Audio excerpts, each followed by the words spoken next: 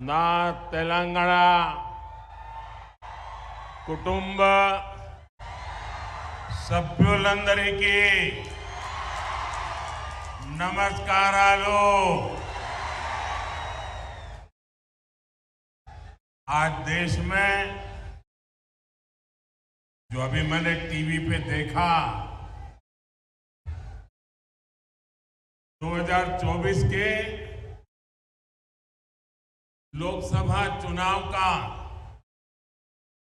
बिगुल बजने जा रहा है।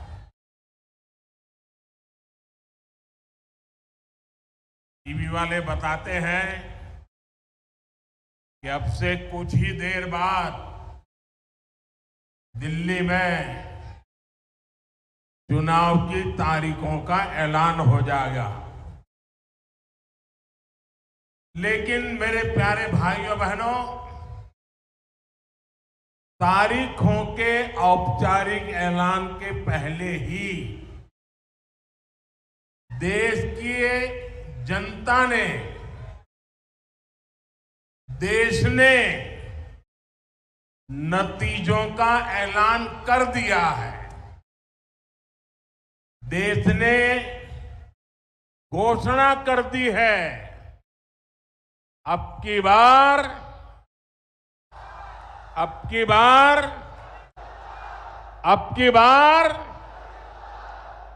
नागर कुर्नूल का ये जन सैलाब, आपका ये स्नेह, ये बता रहा है कि तेलंगाना भी यही ऐलान कर रहा है, अब की बार।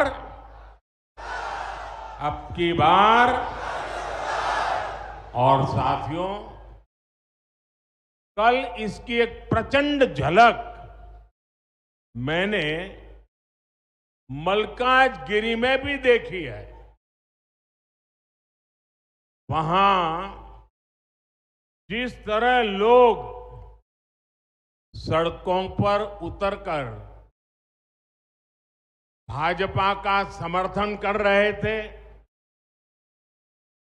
हम सब भाजपा वालों को आशीर्वाद दे रहे थे और अबाल वृद्ध सब, बच्चे हो, बूढ़े हो, महिलाएं हो,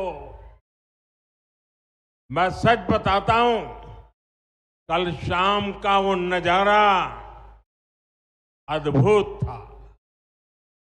और साथियों, अभी जो तेलंगाना के विधानसभा चुनाव हुए, और उस समय भी मैं यहां आया था और उस समय मैंने देखा था कि जनता के दिल में, जनता के दिमाग में टीआरएस के खिलाफ इतना भयंकर गुस्सा था, इतना गुस्सा था, और उसका नतीजा भी हमने देखा, बीआरएस का क्या हाल हुआ। और कल मैंने देखा और आज यहां भी देख रहा हूं, तेलंगाना के लोगों ने मोदी को फिर से वापस लेने का फैसला सुना दिया है। तेलंगाना भी कह रहा है, तीसरी बार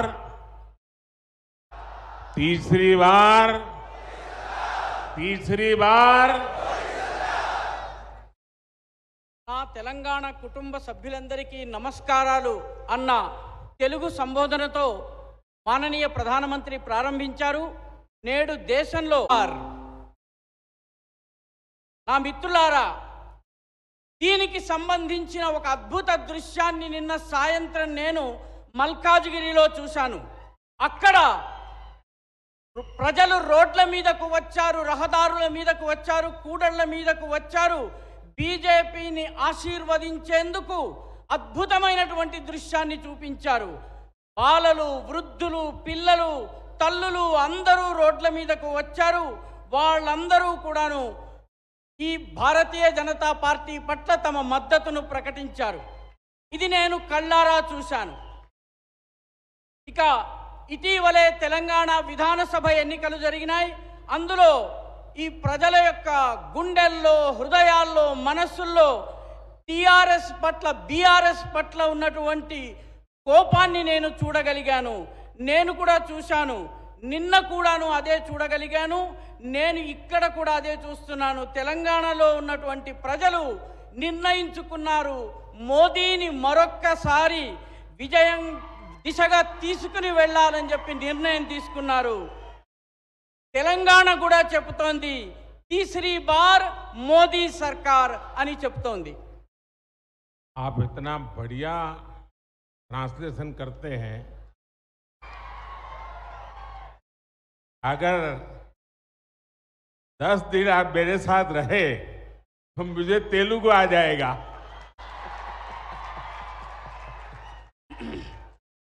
बताइए. ఈ అనువాదము చాలా బాగుంది. వారితో పాటు 10 రోజులు ఉండే సౌభాగ్యం నాకు లభిస్తే వారికి తెలుగు వస్తుంది, నా జీవితం ధన్యమవుతుంది.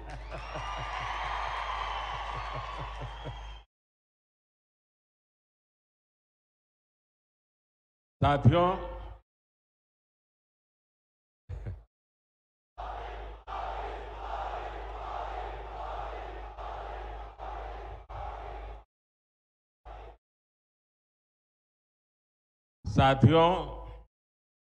तेलंगाना को हमारे देश में गेटवे ऑफ साउथ कहा जाता है. पिछले 10 वर्षों में तेलंगाना का विकास ये एनडीए की, मोदी की प्राथमिकता रहा है. लेकिन इन 10 वर्षों में हमने ये भी देखा कि कैसे तेलंगाना चक्की के 2 पार्टों में पीसता रहा है. एक पार्ट कांग्रेस का और दूसरा पार्ट बीआरएस का.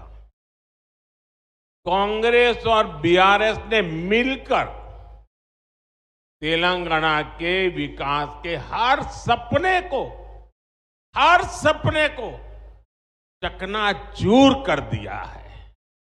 और अब तो मुश्किल ये है कि यहां कांग्रेस के पंजे का कब्जा हो गया है. पहले बीआरएस की महालूट और अब कांग्रेस की बुरी नजर.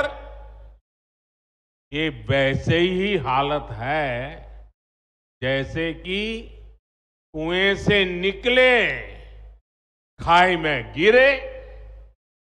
कांग्रेस के लिए तो पूरा राज्य तबाह करने के लिए 5 साल भी बहुत है.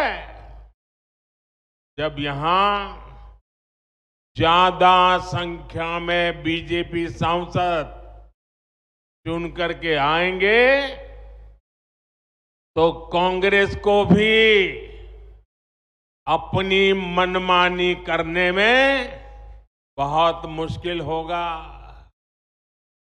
और इसलिए इस बार तेलंगाना में सभी लोकसभा की सीट भाजपा का कमल खिलना चाहिए. और आपको एक बात और भी याद रखनी है, तेलंगाना के लोगों की बात सीधी मुझ तक दिल्ली में पहुंचे, इसके लिए मुझे यहां सभी सांसद जीत करके आए तो बहुत बड़ी मदद मिल जाएगी, ताकि मैं आपकी अच्छी सेवा कर सकूं. जब यहां बीजेपी के सांसद होंगे तो आपकी तकलीफ, आपकी आशा आकांक्षा ज्यादा तेजी से मुझ तक पहुंच पाएगी और मैं आपको विश्वास दिलाता हूं कि आपकी हर अपेक्षा पूरी करने के लिए मैं दिन रात एक कर दूंगा। మిత్రులారా, తెలంగాణను దక్షిణ భారతదేశపు ముఖద్వారము అని చెప్తారు. గత 10 సంవత్సరాలలో తెలంగాణ అభివృద్ధికే ఎన్డీఏ ప్రభుత్వము పెద్దపీట వేసింది, ప్రాథమికతను ఇచ్చింది.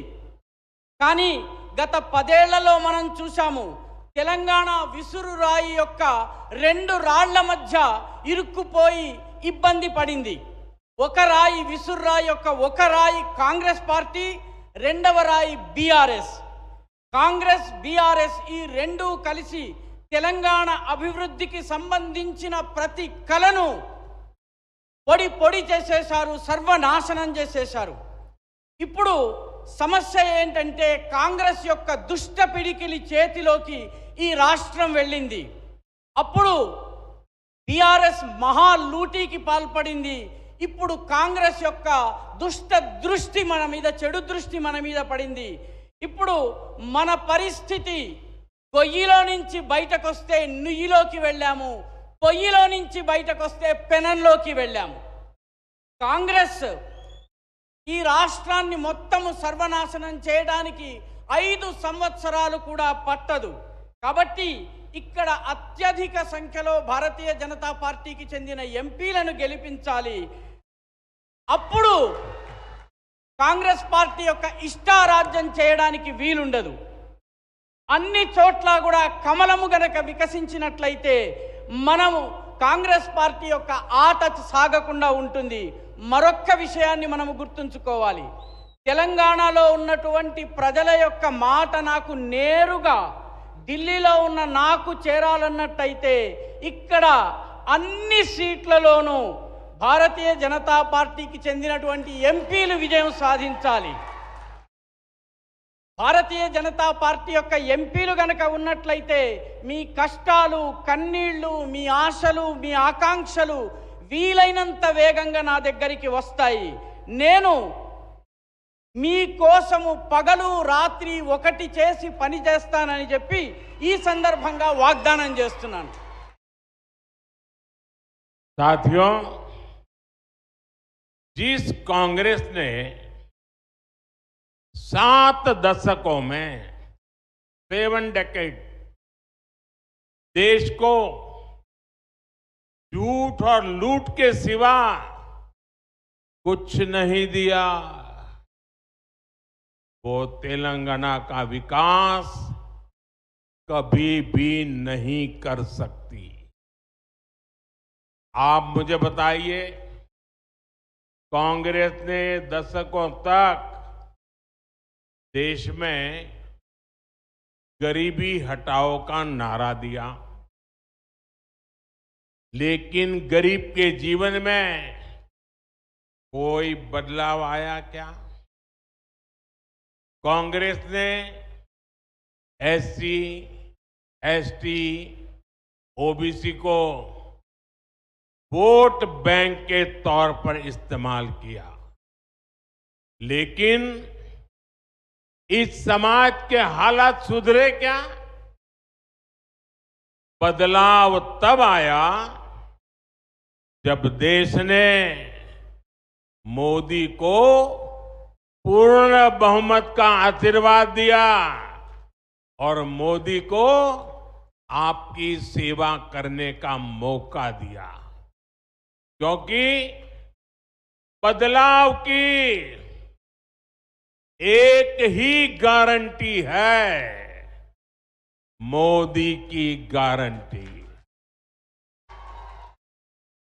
लेकिन पिछले 10 वर्षों में पहली बार गरीब परिवारों के बैंक अकाउंट खुले, पहली बार करोड़ों गरीबों को पक्के मकान का सुख मिला, पहली बार गरीब को टॉयलेट, नल से जल, बिजली का कनेक्शन, मुफ्त वैक्सीनेशन, ऐसी अनेक सुविधाएं गरीब के घर तक पहुंची।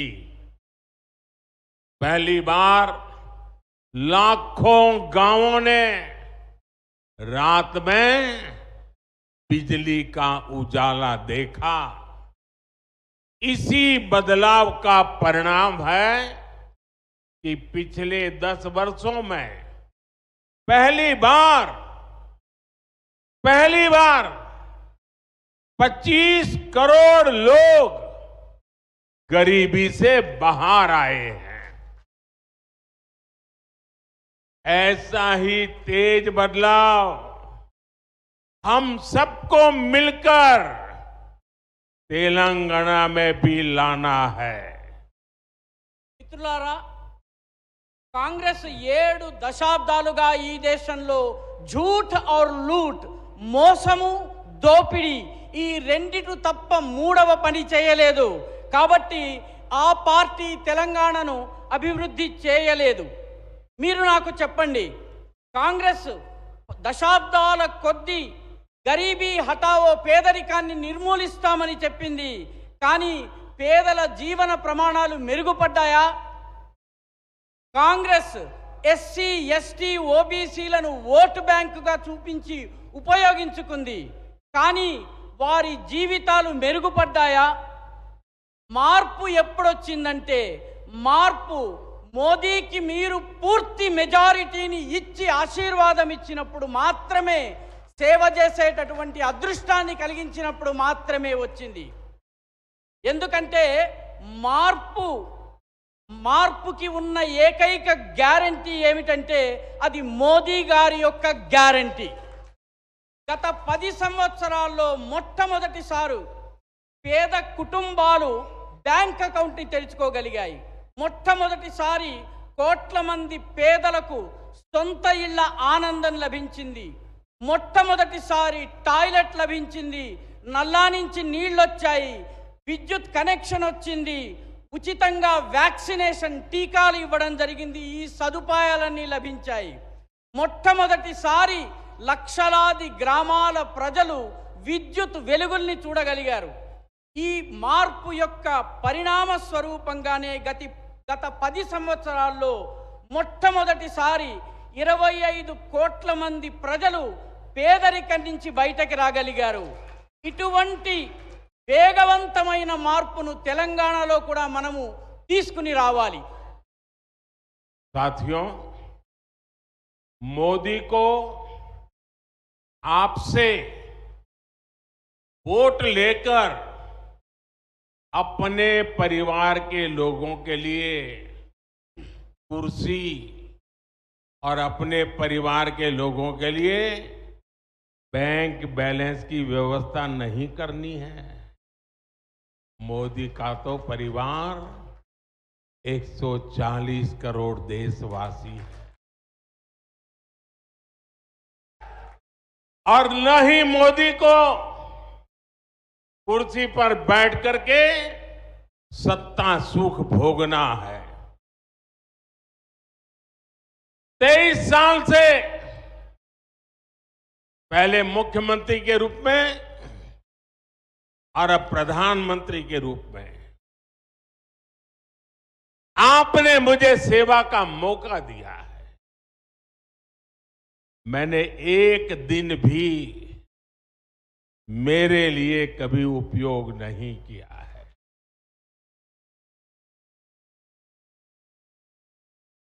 अगर मैंने कुछ किया है, अगर मैं जिया हूं,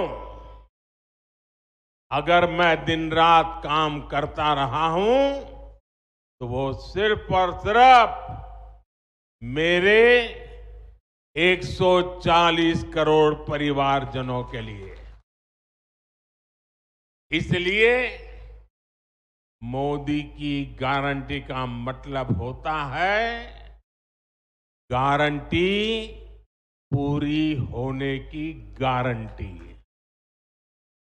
जब मोदी कहता है कि आर्टिकल 370 को खत्म किया जाएगा, तो ये होकर रहता है जब मोदी कहता है कि रामलला अपने घर आएंगे,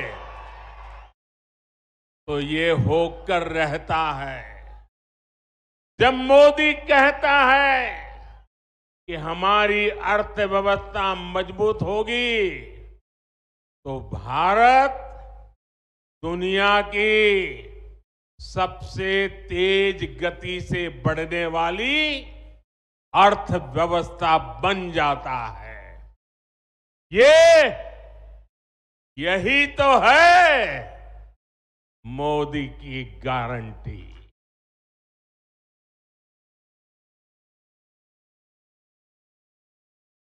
మోదీ మీ దగ్గర నుంచి ఓటు తీసుకున్న తరువాత అది తన కుర్చీ కోసమో తన కుటుంబ సభ్యుల కోసమో బ్యాంక్ బ్యాలెన్స్ కోసమో ఉపయోగించేందుకు కాదు, అది తన యొక్క దేశవాసుల కోసం. ఎందుకంటే ఆయన కుటుంబము 140 కోట్ల మంది భారతీయులు. ఆయన కుర్చీని, గద్దెను అధికార సుఖం కోసమో ఆయన ఉపయోగించుకోలేదు. గత 23 సంవత్సరాలుగా ఆయన ముందు ముఖ్యమంత్రిగా, తరువాత ప్రధానమంత్రిగా మీ సేవలోనే గడిపారు. ఒక్కరోజు కూడా తన కోసం ఉపయోగించుకోలేదు.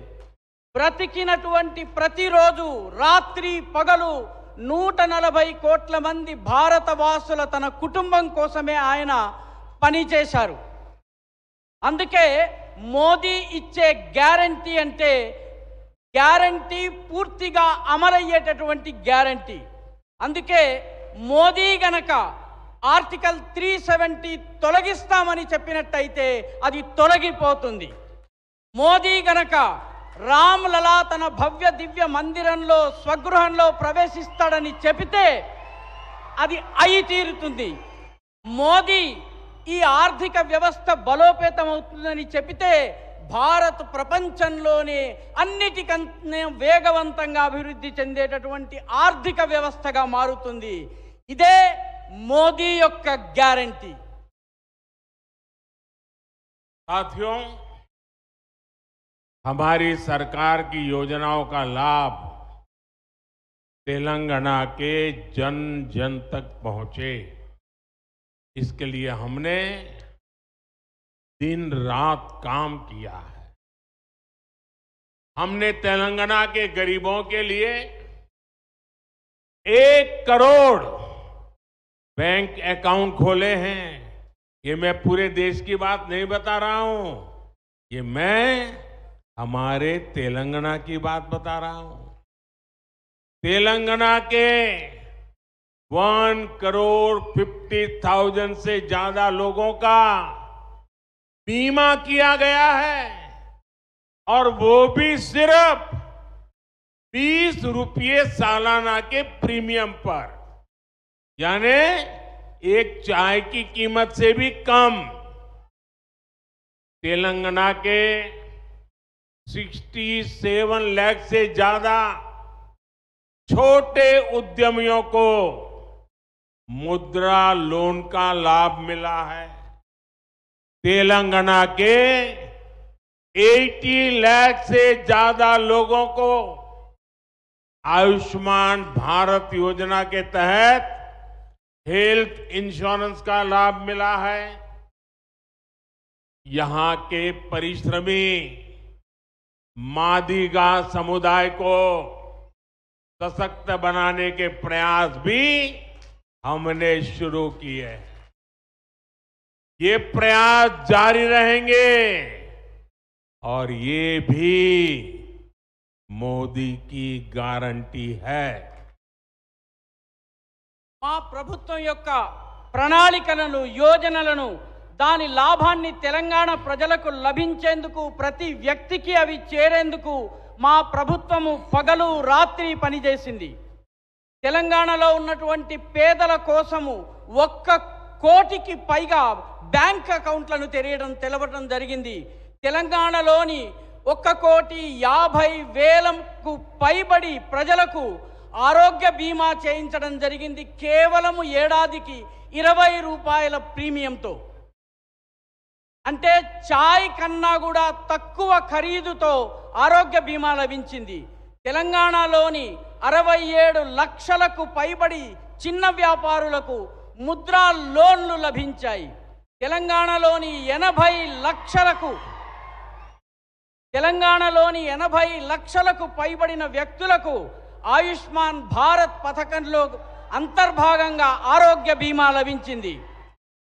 ఇక్కడ ఉన్నటువంటి కష్టించి పనిచేసే మాదిగ సముదాయాన్ని బలోపేతం చేసేందుకు కూడా మేము ప్రయత్నం చేస్తున్నాము. ఈ ప్రయత్నాలు కొనసాగి తీరుతాయి. ఇది కూడా మోదీ గారు ఇస్తున్నటువంటి గ్యారంటీ. साथियों, हमारी सरकार की इन योजनाओं का सबसे ज्यादा लाभ एससी, एसटी, ओबीसी महिलाओं और किसानों को मिलता है। यही सही मायनों में सामाजिक न्याय की लड़ाई है। लेकिन इन योजनाओं का सबसे ज्यादा विरोध किसने किया? इसका विरोध ये कांग्रेस और बीआरएस जैसे भ्रष्टाचारी और परिवारवादी लोग हैं, जो सामाजिक न्याय के नाम पर राजनैतिक रोटियां सेकते हैं। आप मुझे बताइए, जिन लोगों ने एससी, एसटी, ओबीसी के लोगों को हमेशा अपमानित किया है, क्या वो लोग इस समाज का भला होते देखना चाहेंगे क्या? ये वो लोग हैं जिन्होंने कभी बाबा साहब को चुनाव हराने के भरसक प्रयास किए थे। इन्होंने एसटी समाज से आने वाली द्रौपदी मुर्मू जी को भी राष्ट्रपति चुनाव हराने के लिए पूरी कोशिश की थी। आज आप खुद देख रहे हैं कि कांग्रेस सरकार के डिप्टी सीएम जो एससी समुदाय से हैं, उनको कैसे अपमान किया जा रहा है, उनका कैसे अपमान हो रहा है। तेलंगाना के लोगों ने उन तस्वीरों को देखा है कि कांग्रेस के नेता ऊपर बैठते हैं, लेकिन एससी समुदाय के नेता को जमीन पर बैठाया जाता है। మిత్రులారా, మా ప్రభుత్వం యొక్క పథకాలన్నిటి వల్ల అత్యధికంగా లాభం పొందేటటువంటి వాళ్ళు ఎస్సీలు, ఎస్టీలు, ఓబీసీలు, మహిళలు మరియు రైతులు. వీళ్ళకే అత్యధిక లాభము దొరుకుతూ ఉంటుంది. ఇదే నిజమైనటువంటి సామాజిక న్యాయం యొక్క పోరాటము. కానీ ఈ యోజనలు అత్యధికంగా ఇవి ప్రజలకు అందకుండా అడ్డుకుంటున్నది ఎవరు? ఇది బీఆర్ఎస్ కాంగ్రెస్ యొక్క అవినీతి పాలకులు, కుటుంబ పాలనను ప్రోత్సహించేవాళ్ళు. వాళ్ళు సామాజిక న్యాయం పేరిట రాజకీయ రొట్టెలను కాల్చుకుని తింటున్నారు తప్ప మరేమీ చేయటం లేదు. మీరు నాకు చెప్పండి, ఎస్సీ, ఎస్టీ, ఓబీసీ ప్రజలను నిత్యము అవమానాలకు గురి చేసేవాళ్ళు వాళ్ళు సమాజాన్ని అభివృద్ధి చెందుతూ చూడగలరా? అదేవిధంగా వాళ్ళు పరమపూజ్య బాబాసాహెబ్ అంబేద్కర్ ఎన్నికల్లో ఓడించేందుకు అన్ని రకాలుగా ప్రయత్నించిన వాళ్ళే వీళ్ళే ఎస్టీ సమాజం నుంచి వచ్చినటువంటి ద్రౌపది ముర్ము గారిని రాష్ట్రపతిగా ఎన్నిక కాకుండా ఆపినటువంటి వాళ్ళు వీళ్ళే. మీరే చూశారు ఇటీవలే వీళ్ళు ఉప ముఖ్యమంత్రిని ఎక్కడ కూర్చోబెట్టారు, మిగతా మంత్రులందరూ ఎక్కడ కూర్చున్నారు, ఏ రకంగా ఆయనని అవమానపరిచారు. తెలంగాణ ప్రజలు ఆ ఫోటోలను చూశారు. ఏ రకంగా కాంగ్రెస్ నేతలు పైన కూర్చున్నారు, ఎస్సీ సముదాయానికి చెందినటువంటి నాయకుణ్ణి కింద కూర్చోబెట్టారు. साथियों, टीआरएस भी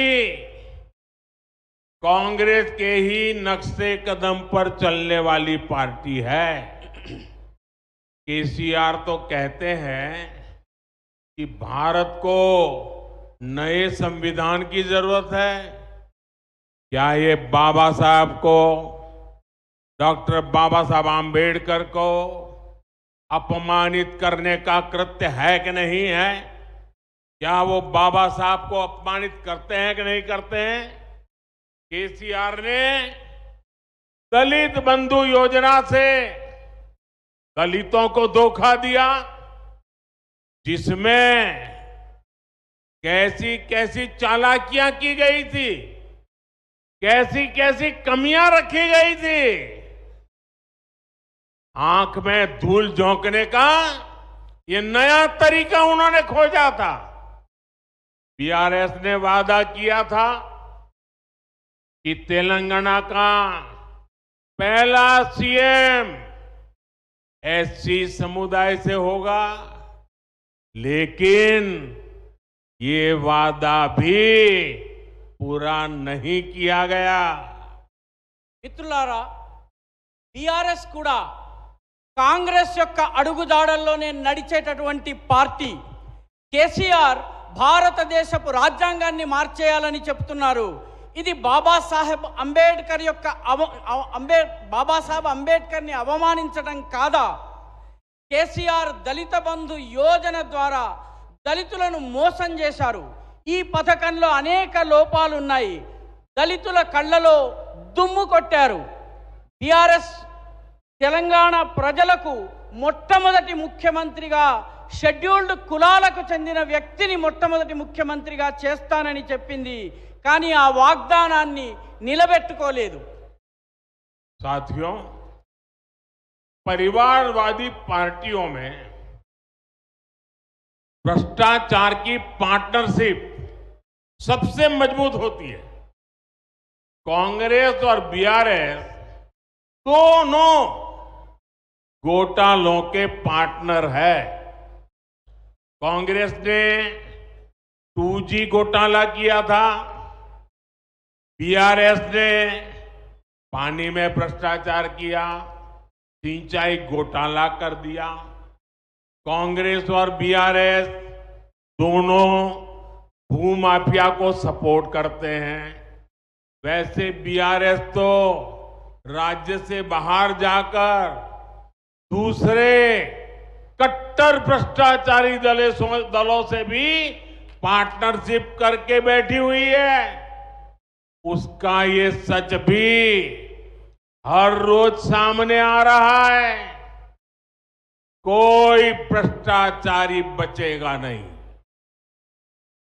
मैं आज तेलंगाना के लोगों को ये वायदा कर रहा हूं, कोई भ्रष्टाचारी बचेगा नहीं। मुझे भ्रष्टाचार के खिलाफ इस लड़ाई में तेलंगाना का आशीर्वाद चाहिए, तेलंगाना के नौजवानों का आशीर्वाद चाहिए, तेलंगाना के मेहनतकश मजदूरों का आशीर्वाद चाहिए, तेलंगाना की मेरी माताओं बहनों का आशीर्वाद चाहिए। मुझे भ्रष्टाचारियों को सजा दिलाने में आपका साथ चाहिए। नागर कुर्नूल, नलगोंडा, महबूबनगर और सिकंदराबाद, इन चारों सीटों से बीजेपी ने अपने प्रत्याशी घोषित कर दिए हैं। श्रीमान पी भारत प्रसाद, इधर आइए, सैदा रेड्डी जी, डीके अरुणा जी और हमारे अध्यक्ष जी किशन रेड्डी जी, पार्टी ने और मेरी तरफ से खास आपकी सेवा की इनको जिम्मेदारी दी है। आप इन पर अपना पूरा विश्वास व्यक्त करते रहें, पूरा समर्थन दें। साथियों, मेरी बात तेलंगाना के लोगों तक तेलुगु में भी पहुंचनी चाहिए। और अभी जी किशन रेड्डी जी ने अपने भाषण में विस्तार से इसका वर्णन किया है, लेकिन मैं दोबारा कहता हूं, तेलुगु में मेरी बात हर घर, हर नागरिक को सुनने का अधिकार है। और इसलिए मैंने थोड़ी टेक्नोलॉजी की मदद ली है। आजकल आर्टिफिशियल इंटेलिजेंस का जमाना है। एआई की मदद से अब मैंने एक बहुत बड़ी महत्वपूर्ण कोशिश की है। मेरा आपसे जो संवाद है वो अब आपको सोशल मीडिया साइट एक्स पर नमो इन तेलुगु उस पर जाएंगे तो आप तेलुगु भाषा में मोदी के साथ जुड़ जाएंगे। और जरूर जुड़े। आप जुड़ेंगे ना मेरे साथ? मेरे साथ जुड़ेंगे? मेरी बात तेलुगु में सुनेंगे? एआई का उपयोग करेंगे? साथियों, पिछले चुनावों में आपने बीजेपी के वोट को डबल कर दिया। बहुत बड़ा काम किया आपने। मुझे विश्वास है इस चुनाव में तेलंगाना बीजेपी को डबल डिजिट सीटें भी देने वाला है। మిత్రులారా, ఈ కుటుంబ పార్టీలు ఏవైతే ఉన్నాయో వీటిలో అవినీతి యొక్క అన్నదమ్ముల తనం ఉంటుంది. వీటి మధ్య ఒక రకమైన భాగస్వామ్యం ఉంటుంది. కాంగ్రెస్, బీఆర్ఎస్ ఈ రెండు కూడాను అవినీతి కుంభకోణాల్లో అన్నదమ్ముల లాంటి భాగస్వామ్యం ఉన్నాయి. కాంగ్రెస్ 2G కుంభకోణానికి పాల్పడింది. బీఆర్ఎస్ నీటికి సంబంధించినటువంటి, ఇరిగేషన్కి సంబంధించినటువంటి అవినీతికి పాల్పడింది. అదేవిధంగా కాంగ్రెస్, బీఆర్ఎస్ ఈ రెండు భూమాఫియా, భూదందాలోను వాటికి మద్దతునిచ్చినాయి. కాబట్టి బీఆర్ఎస్ రాష్ట్రంలో ఉన్న వెలుపల ఉన్నటువంటి దేశ వ్యతిరేక శక్తులు, మతతత్వ శక్తులతో కూడా కలిసి వాటితో భాగస్వామ్యం చేసుకుని కూర్చుని ఉంది. కాబట్టి ఈ సత్యం కూడా ఈరోజు మన ముందుకు వస్తోంది. ఒక్క అవినీతి పరుడు కూడా తప్పించుకోలేడు. ఇది నేను తెలంగాణ ప్రజలకు ఈరోజు ఇస్తున్నటువంటి వాగ్దానము. అవినీతి పరుడు తప్పించుకోలేడు. నేను అవినీతికి వ్యతిరేకంగా పోరాడేందుకు తెలంగాణ ప్రజలు నాకు ఆశీర్వాదం ఇవ్వండి. కష్టజీవుల కోసం నేను చేస్తున్న పోరాటము, రైతుల కోసం చేస్తున్న పోరాటము, యువకుల కోసం చేస్తున్న పోరాటము, తల్లులు, చెల్లెళ్ళు, అమ్మల కోసం చేస్తున్న పోరాటంలో మీరు నాకు కలిసి రండి, నాతో జత కలిసి రండి. నాగర్ కర్నూల్, నల్గొండ, మహబూబ్ నగర్, సికింద్రాబాద్ ఈ 4 సీట్లలోనూ, ఎంపీ సీట్లలోనూ అభ్యర్థుల్ని ప్రకటించడం జరిగింది. శ్రీ పి భరత్ ప్రసాద్ జీ, శ్రీ సైదారెడ్డి గారు, శ్రీమతి డికే అరుణ గారు, మన ప్రియతమ రాష్ట్ర అధ్యక్షులు శ్రీ కిషన్ రెడ్డి గారు పార్టీ తరఫున మీ సేవ చేసే బాధ్యతను నేను వీరికి అప్పగించాను. మీరు వీరి పట్ల మీ పూర్తి మద్దతునివ్వండి.